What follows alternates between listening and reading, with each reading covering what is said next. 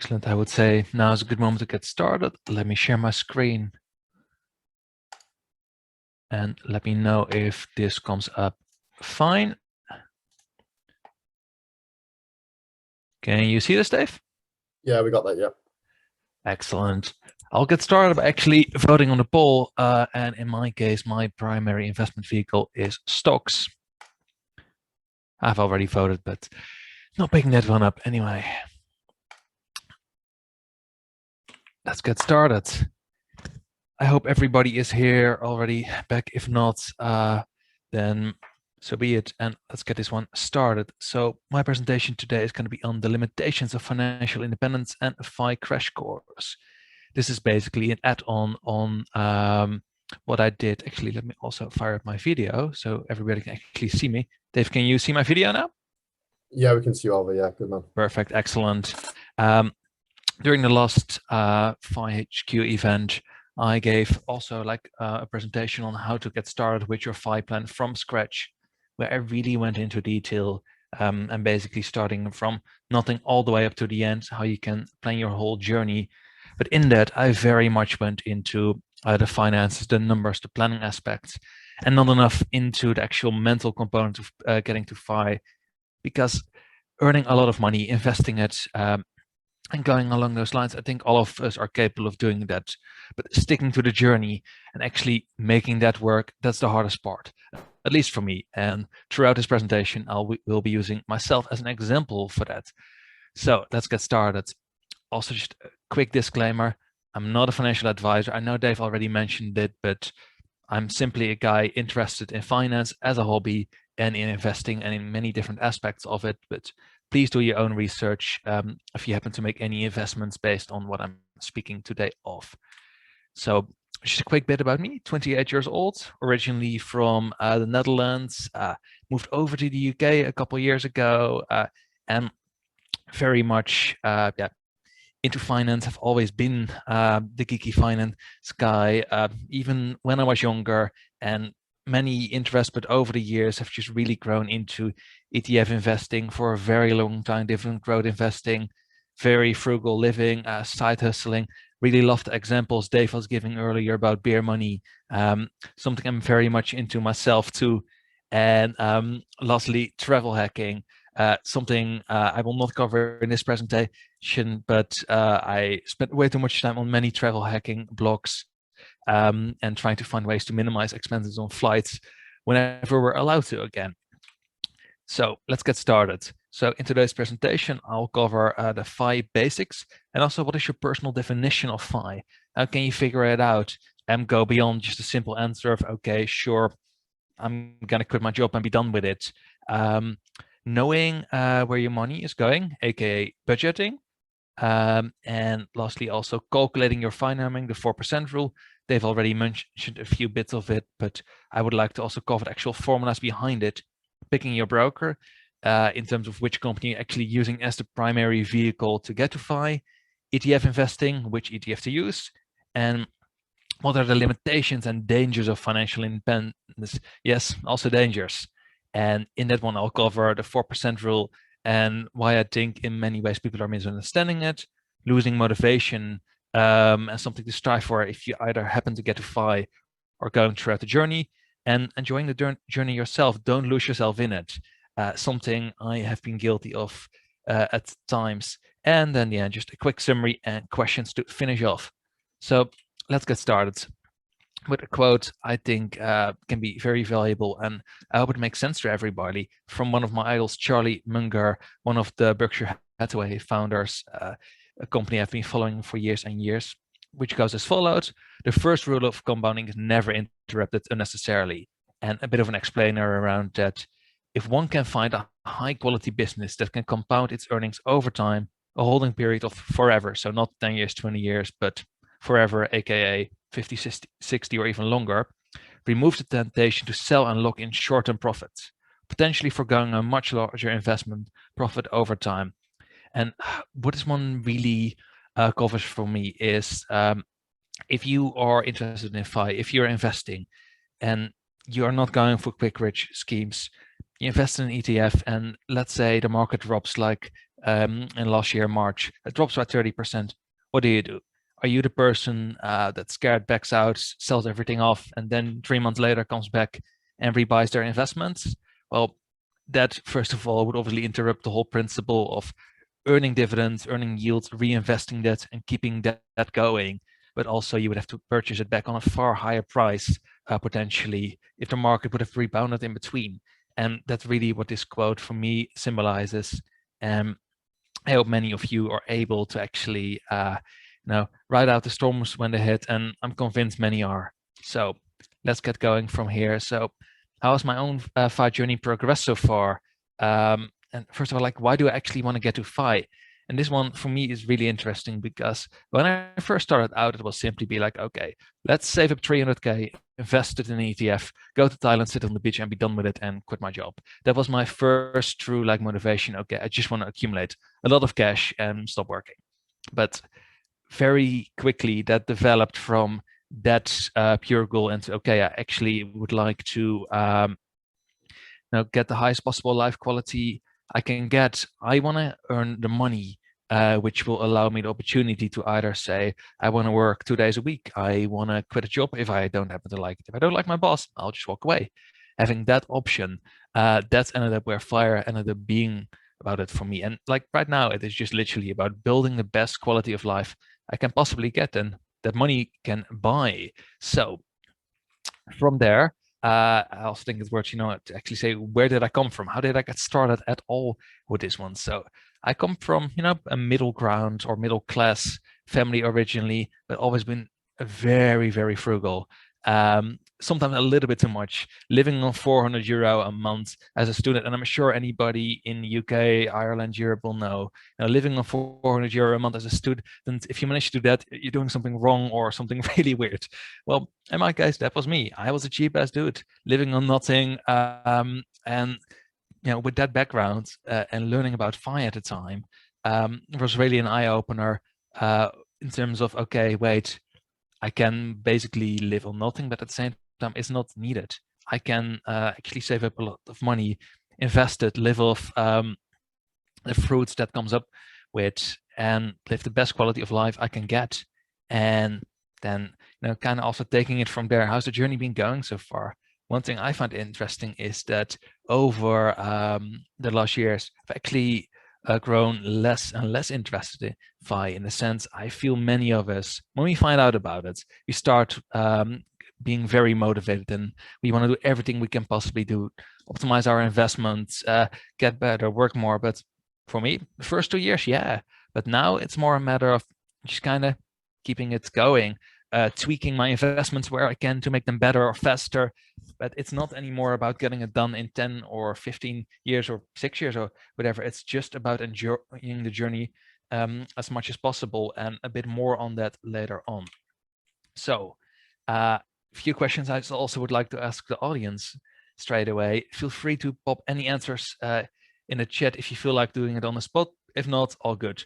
I'll answer them for myself to use them as examples. So one thing I would start with, are you working more than you should? Have I been guilty of that? Hell yeah.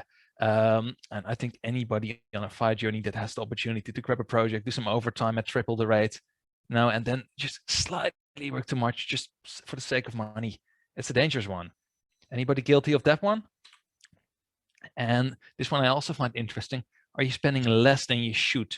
And my goal behind these questions is really to provoke you. Think, is this me, yes or no? And in my case, yeah.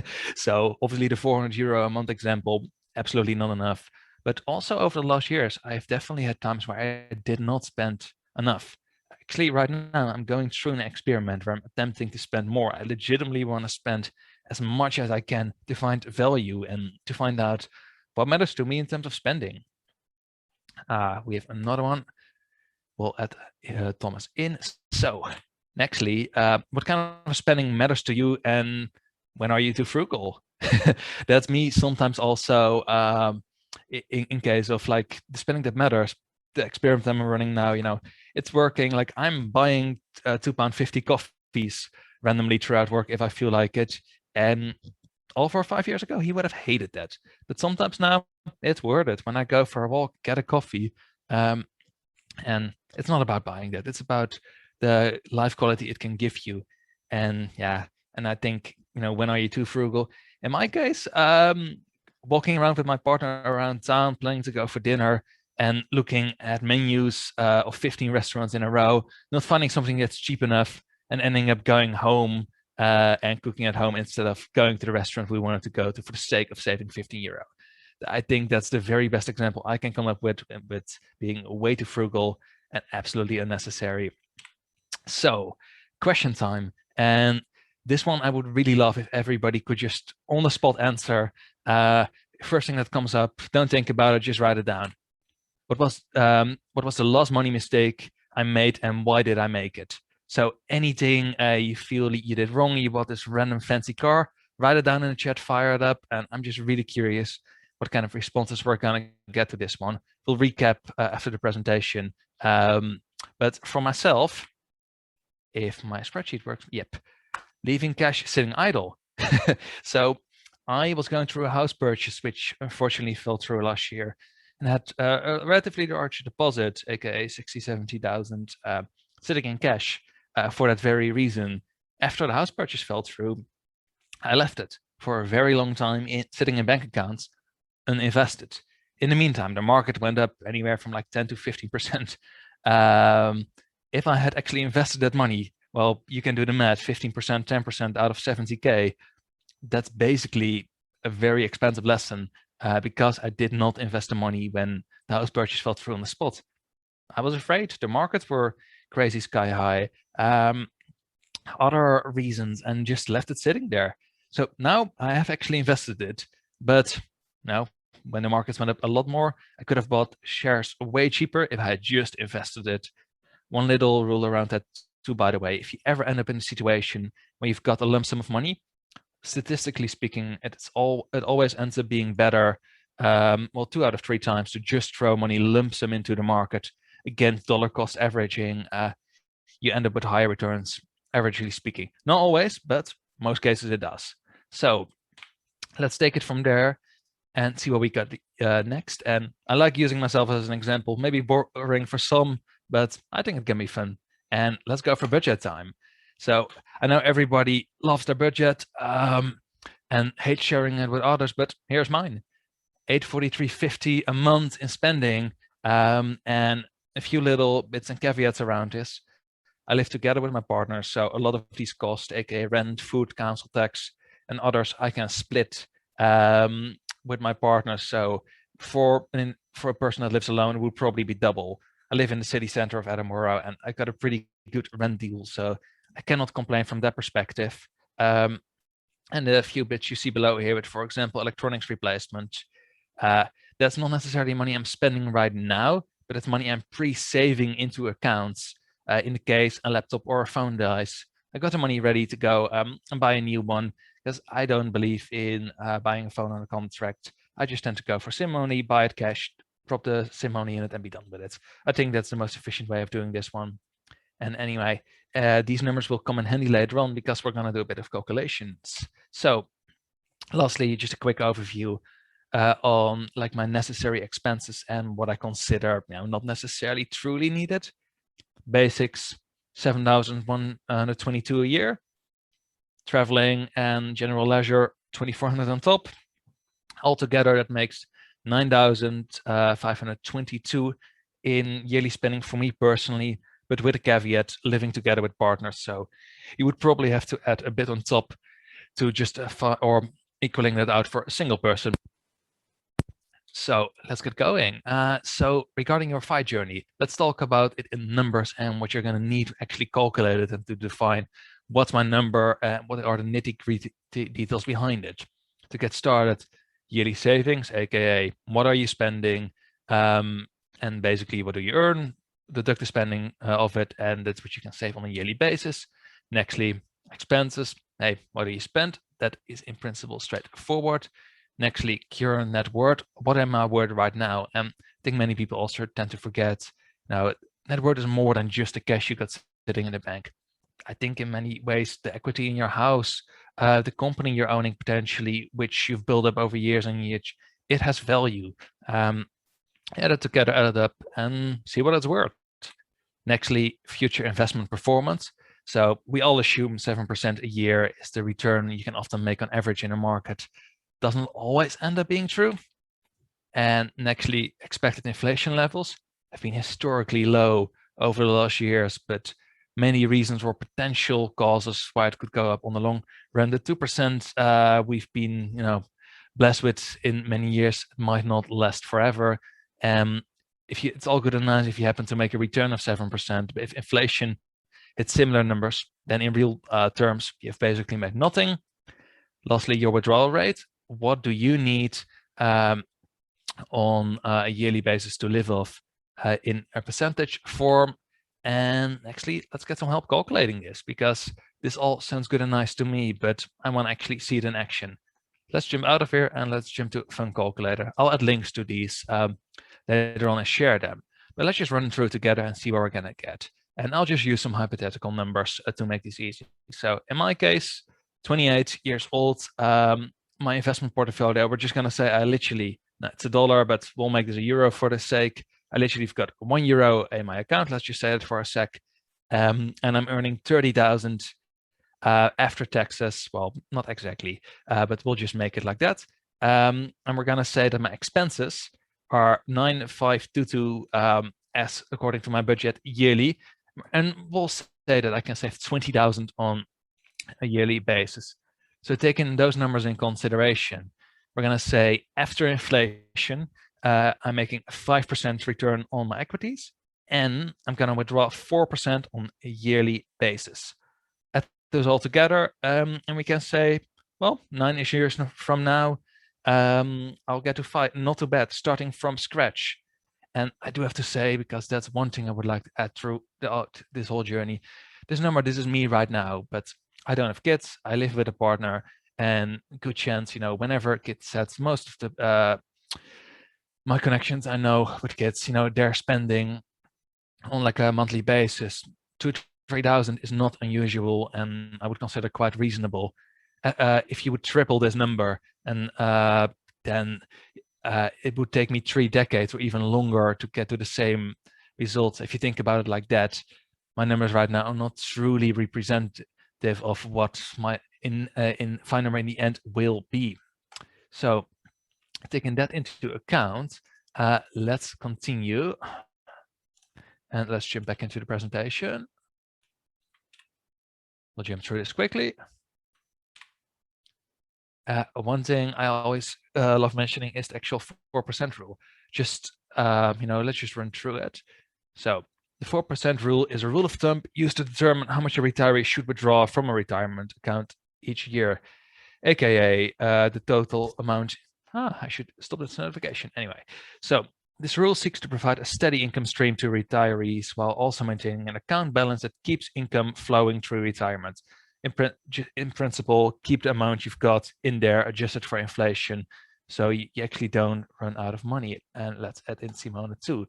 So experts are divided on whether the 4% withdrawal rate is safe, as the withdrawals will consist primarily of interest and dividends. Something we'll get to in a second. Also debating like the actual limitations of the 4% rule. And one thing I would really like to share with you is this document over here. So just imagine you need you've got 100,000 in a portfolio. 4% is 4,000 yearly on that. That's the amount you could safely withdraw based on the 4% rule. And all the studies that are around it. The main study that covers it is the Trinity study, if anybody's interested. But in many studies are also, and many people are also feeling actually like, okay, so there is the study, the Trinity study out of the 80s, where people claim you can withdraw 4% and never run out of money as long as you've got a portfolio roughly of 50% stocks, and they call it bills here, but it means bonds. You can keep that going forever. I, in many ways, disagree with that, and I think there are many caveats we should cover in that. And also, all these studies are often focused on the US. And what I would like to add in is a couple other European countries where retirementresearcher.com, excellent, has done some work for us and actually calculated the safe withdrawal rate for other countries. And if we would actually jump over to Ireland, 2.8. So the 100K US person would have and could withdraw 4,000.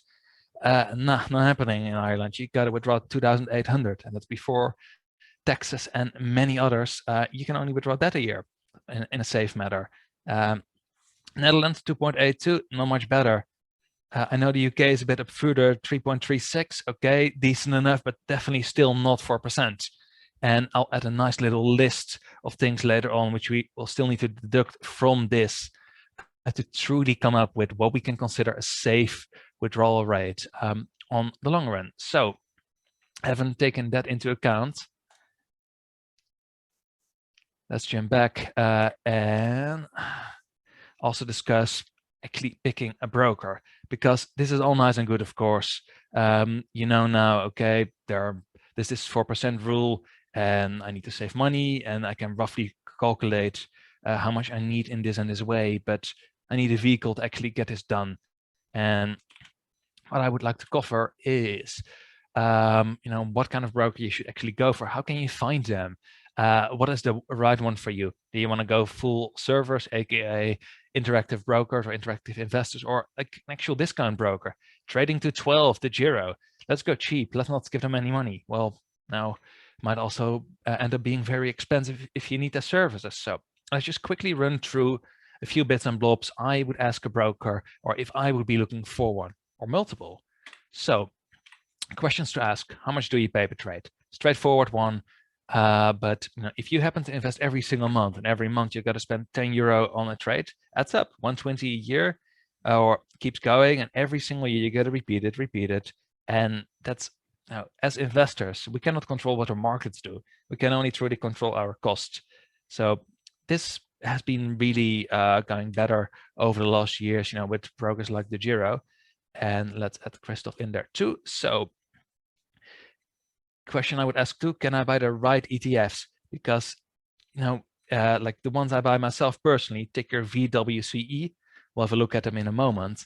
That's basically the cheapest ETF you as a European can buy at the moment, or VWRL, depending if you want an accumulating or distributing ETF. But any of those two, they make for good vehicles to get to FI. You can invest efficiently, but they have to be available, and not every single broker will have them. Check in advance, give them a call. I think it's always quite worth just giving a customer service a call and asking a few questions to see how good they are.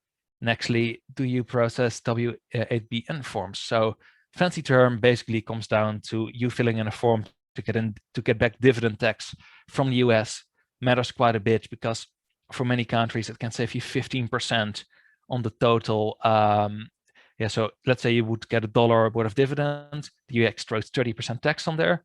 You can often get 15% of that back. So on the long run, that will eat quite big into your returns if they do not. So you can do this yourself, but a broker like the Giro, for example, they do this automatically, and it's a pain to fill in yourself. So ask the question, it will save you a few hours. Nextly, so is there a platform charge? So, okay, are you charging a certain amount or a percentage fee over my entire portfolio value? Gets expensive and annoying for larger portfolios. What are your FX costs? Annoying thing of us being Europeans, we trade often in euros or pounds, and a lot of ETFs tend to be in dollars or pay dividends in dollars. Nice for the Americans, but we gotta pay the cost to convert euros to dollars. Those fees can go anywhere from like 0.1 to 0.5 in terms of percentages, and it's all again costs you gotta pay that eat into what you can withdraw on a monthly basis. So let's keep it as cheap as possible. Nextly, are there any exit fees? If I join a broker and I don't like them, I want to be able to leave, run away if I don't feel like it. Some brokers tend to say, okay, good, no, you want to leave me. Okay, Christoph. Yep, thank you. And if there are any costs involved, it would be good to minimize it as much as possible. Every broker I use doesn't charge any of those fees, and you can, technically speaking, always sell off your assets and move out like that. But yeah, just check it. Be sure there are no cash withdrawal fees or fees for transferring over shares to different brokers. Nextly, any sign-up bonus for joining matches in nicely with the beer money bits, many brokers will offer you a bonus like €50 if you join up with them or invest a certain amount. Makes for a nice start in your investments. So having covered those, and then lastly, because this is actually an annoying one with the Giro, they've got something they call connection cost. It's basically $250 per index per brokerage. Like for the AXE, for example, or the London Exchange, for every exchange you happen to invest in, they charge you $250 a year. It can add up in the end. Dividend charges, admin fees, and so forth. Check the finer detail. Just be sure you cover those. In the end, it's all cost, and it's all we can control in the end as investors, and what we invest, of course. So a few episodes to check out. Episode 24, how to pick a broker and ETFs and protect yourself from taxes. We ran this one on the podcast, the FI Europe one, which goes in through the detail if you're interested. So then, we've determined which platforms we like and which questions to ask, but we're still missing a few things. And it's actually, which ETF are we going to buy? And in my case, and mainly within the FI community, the tickers I see coming by are VWRL and sometimes VWCE. VWC is my own personal investment vehicle, which I mainly use, or the ETF. But yeah, let's go and check, how we can actually judge what's a good ETF, what's a bad ETF. So a couple criteria, stole them from just ETF.com because they came up with a nice list, which I agree very much with. First of all, this one, please check it, a replication method. What does it mean? Do they actually own the bits they're saying they're owning? So is there an actual physical representation, or is it more virtual? Sometimes the ETFs just tend to track something, but they don't actually purchase the physical underlying assets. Make sure the ETF you buy is physical. Income treatment, use of profit, aka am I as an ETF paying you out a dividend, or am I an accumulating ETF, and am I simply whatever dividend I would have earned or paid you, am I just adding it to the value of the ETF every year, and in that way going up and compounding that for yourself in the long run? Depends on the country you're from, but tax-wise, it can be helpful not to get paid a dividend at points. Fund domicile, where are you located? Are you in Ireland? Are you in the UK? Are you in Amsterdam? It can matter for the fund itself. Currency, now I like being able to invest in euros, so VWCE, in my case, is based in Germany, and being able to buy it in euros saves me, there's still dollar equivalents in it, but being able to buy it in euros saves me on the long run.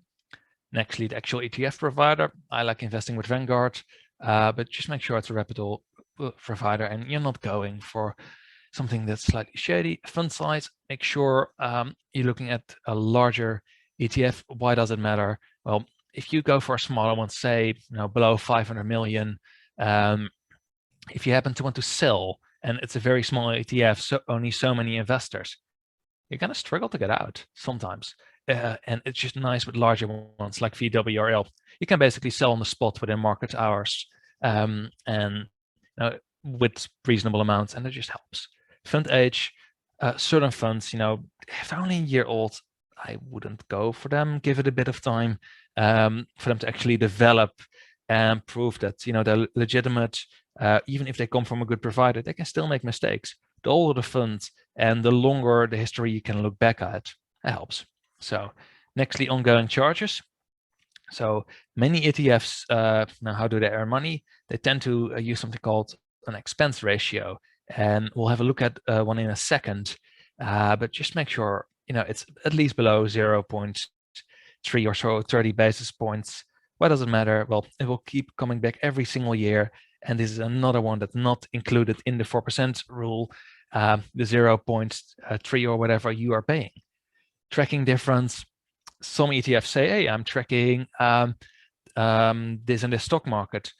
Well, sometimes they technically haven't organized themselves too well, and there's a big tracking difference in what they say they are tracking against what they are actually tracking. So I think that one is quite worth keeping into account. Lastly, performance. Obviously, what have you earned me a year? Go back in history and just make sure that one fits. On average, it's still 7% over the last 150 years. The stock market has returned, in which those ETFs, the WC and the VWRLs of this world, tend to return, but no harm in checking. And liquidity, matches in quite nicely with fund size. I mentioned earlier, just make sure it's of a certain size so you can get out when you feel like it. So let's actually go and have a look through the prospectus of one of our ETFs. So this one over here, VWCE. What I tend to do is, if I am interested in investing in an ETF, you can, technically speaking, as seen over here, you can look them up, VWCE, and go to a site like markets.ft.com or Yahoo Finance, and you'll find most information you need, like, for example, the ongoing charge, how big they are, and so forth in here. But I actually like getting the prospectus straight from the provider. In this case, Vanguard. Why is this good? Well, first of all, this is a third-party source, Vanguard, straight from the source. Let's see what they're telling us now. Well, first of all, the bit I really care about, investing method, physical. So I'm sure they are actually investing in the underlying assets and got those covered. Nextly, it's an accumulating ETF. I care about that. I don't want the hassle of having to reinvest dividends myself manually. And being able to get around that and just having it done for me matters for me. Automating that, perfect. And then lastly, or nextly, the ongoing charges, 0.22. Is it the cheapest? No. Are there cheap ones? Yeah, sure, but I am quite happy with paying 22 basis points every single year in turn for the exposure this ETF is giving me, as it's covering over all worlds. It's basically, this is a bet on the entire world economy, me saying on the long run it will grow, it will become more efficient, and hopefully get me the returns I am after. If you feel like it, at some point you can have a look through this document yourself. In the first presentation, I covered this in more detail, and what I would actually check specifically in every single page, but I don't have too much time left, and I would like to cover everything. And other bets, dividend yield, because that's actually also worth mentioning. How do you actually get your returns in the end? It always ends up being, if you want to get your cash out, now it ends up being, okay, sure, you've made certain dividends, or it's capital appreciation, and you have to sell off shares to actually get your income out / dividends. So with those two taken into account, let's keep going and discuss. Let's actually see how long I've got left. Okay, not too long. So I believe I've got another 10 minutes left. So I will try to make this quicker. So the 4% rule and its limitations. So a few bits I've already mentioned on this one. Based on the study done in the 90s, a couple of professors in the US who decided that they wanted to look at historical market data for 150 years and just check, okay, what would happen if I would withdraw 1%, 2%, 3%, 5% every single year out of a portfolio of stocks and bonds? Would I run out of money, or would I be able to keep withdrawing forever and ever? And there, guys, they came down with the golden number, 4%, and concluded, if you're a US investor, you go for this. 4% is a safe amount to withdraw. Well, 50% stocks and bonds, which is based on, which I think, right now, bonds return basically nothing, whereas back then they returned far higher yields. So most of those numbers might potentially no longer add up. Assumes a retirement of 30 years. I think many of us, if I happen to retire now, I don't hope I die at 58. I hope I'll be able to last a little bit longer. So we probably have to look at retirement periods of 40, 50, 60, maybe even 70 years, and make our money last that long. So why do I, a few bits why I don't think this truly adds up 100%. So it does not take taxes in consideration. I know Ireland has high taxes. The UK certainly does.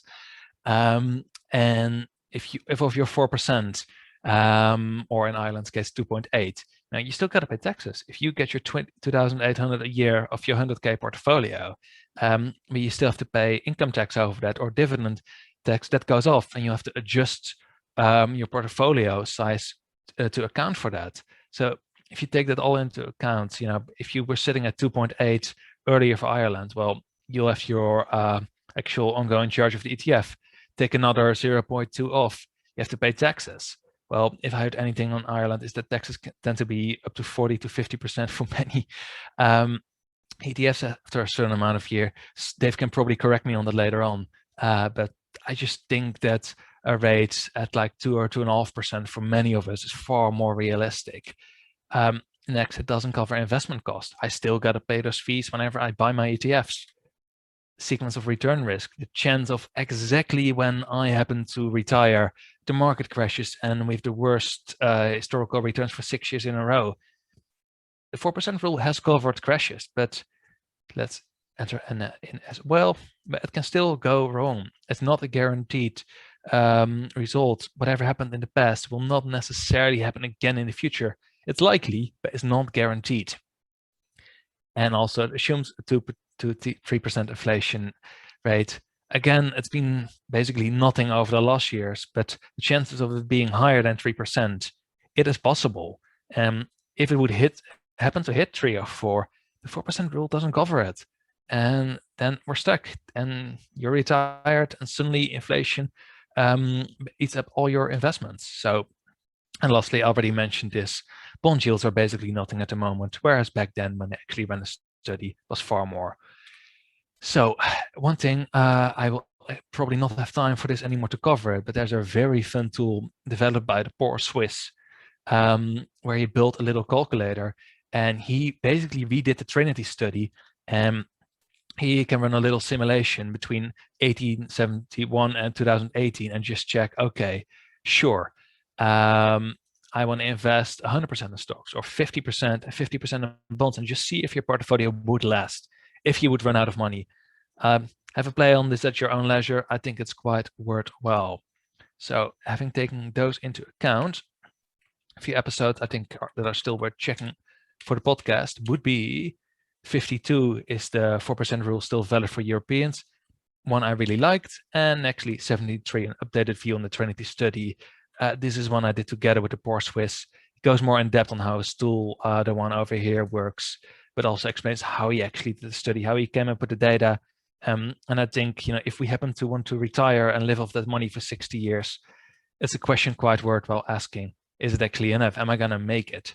So, lastly, I'll quickly cover this and then finish off. Staying motivated and enjoying the FI journey. So this is a bit of a reflection on my own journey. If I look at myself over the last years, I've grown less motivated just purely in FI. And once the geek phase was over, I optimized all my investment as much as possible. I was like, sure, I'll just keep it running and keep that going. I still enjoy investing, but the true excitement, you need to find it in other sources. Just purely running it on money doesn't work, at least not for me. And then actually enjoying the journey too. So I think for many of us, let's allow Thomas in there too. I think for many of us, it can also be actually enjoying this journey. Like for me, it's gonna be potentially taking work breaks, not working 10 years straight to get to FI, but say work 3 years, take 2 years off and work again, mini retirements, concept I'm a big fan of. And let's add Garrett in there also too. Once more, oh, we're up to 40 people, not bad. So, given all those into account, what is my conclusion in the end? Do I still want to get to FI? Is it worth it? Heck yeah, it's worth it. But I think for me, it's hard, it's difficult, or it's important to keep the money journey and actual enjoyment journey sometimes separate. And I've got my money as optimized as possible, but trying to discover and finding the tools to keep the journey as enjoyable as possible, that's even more important, because you will never otherwise keep it going. You can make the journey as good and as efficient as possible.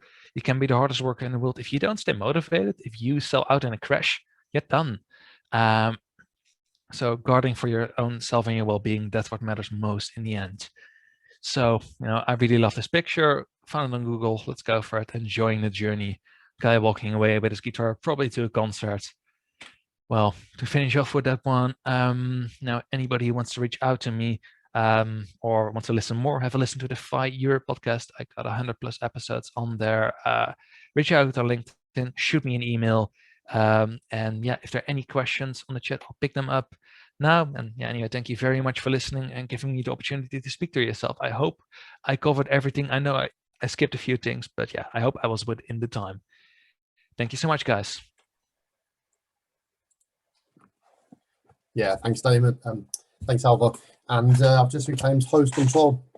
I didn't have an opportunity to properly introduce you there because we were over on time, but I strategically put you in place there, Alvar, because you're so technical and so heavy.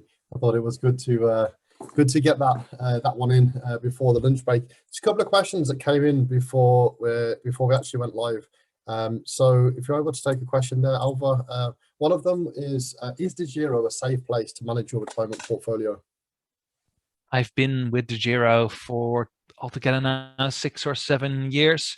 So yes, they're a fully regulated brokerage company in the Netherlands, originally located, and I believe they've recently been bought by the German company FlatEx. So yes, DeGiro is legit. I would still say I wouldn't throw all my money in one single brokerage company. If you're looking at amounts above a 50K, please spread it out between different brokerage companies. Just in the event they happen to go down under, you'll get your money back, but it can take a while until it's retrieved. So if you truly rely on it to live off, split your money between different brokerage companies just to play it on the safe side, and don't just go for the cheapest possible brokerage company.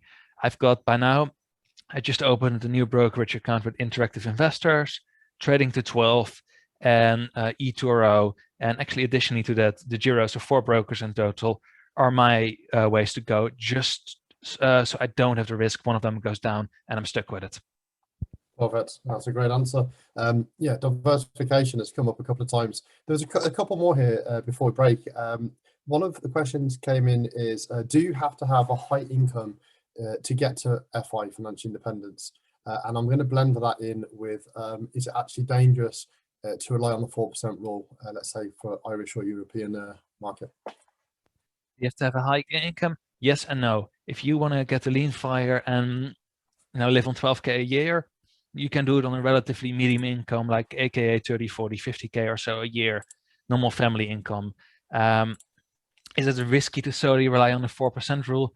I would say so, yes. I mean, they say for a reason that the average millionaire has 7 income streams. I think if you solely rely on it, I would personally not do it, given all the reasons I provided earlier, because your 4% rule will more look like a 2.5% rule.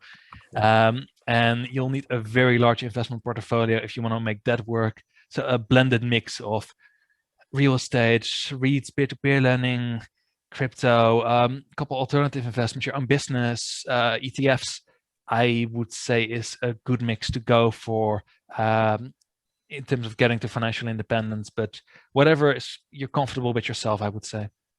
Well, there's one final question here that you might address, which is, Alvar, what are the main levers that you can use to make your investing more efficient? I know you spoke about the diversification, but is there anything else you can add to that? Certainly. So, I mean, what do you actually control in the end? What you can invest in, which we covered, the actual cost you're paying for investing. And in terms of taxes, which is probably the biggest one, I know many countries